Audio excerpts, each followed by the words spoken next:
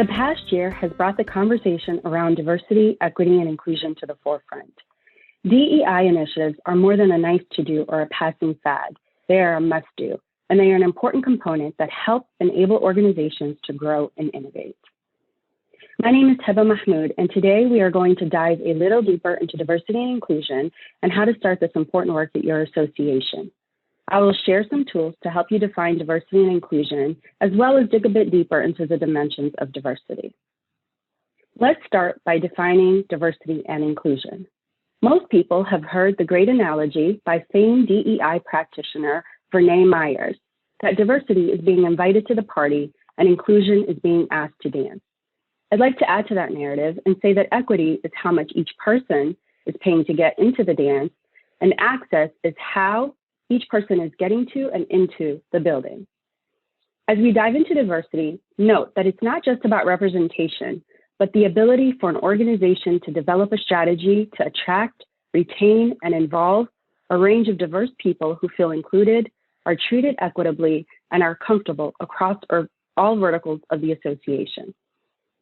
The state of being diverse means having the broadest possible representation of individuals, experiences, and in perspectives within an organization. Inclusion is the ability to attract, retain, accommodate, and involve a range of diverse people who are valued, accepted, and comfortable across all of the association. And diversity and inclusion together are an organization mission, strategies, and practices to support a diverse workplace and environment and leverage the benefit of diversity to achieve a competitive advantage. As your organization begins a conversation on diversity, equity, and inclusion, it's important to first understand what diversity means to your association, members, and staff. On the screen, you'll see a sample of the Dimensions of Diversity wheel. This is a great tool to help you expand your thinking of diversity. Created in 1990 by management researchers Marilyn Loden and Jody Rossiner, this is a framework for thinking about the different values, beliefs, and dimensions of identity for people and organizations. The 4-layer model includes the dimensions that shape and impact both the individual and the organization itself. While the internal dimensions, such as race, ethnicity, and gender, receive primary attention in most diversity initiatives, the elements of the external and organizational dimensions often determine the way people are treated, who fits or not, and who gets the opportunity for development or advancement, and who gets recognized.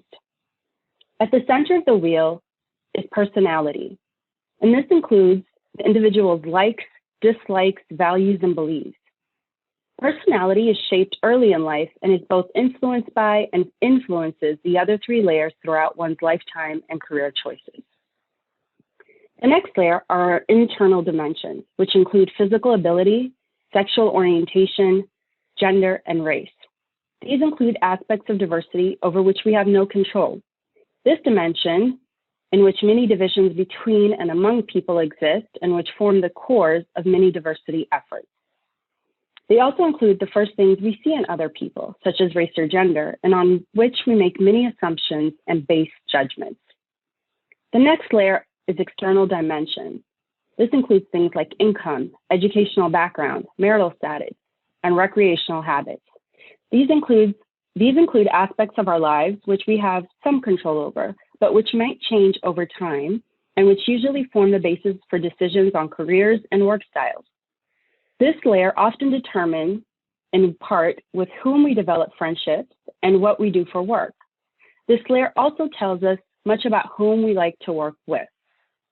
The outermost layer is organizational dimensions, and this includes things like seniority, department or division, and management status.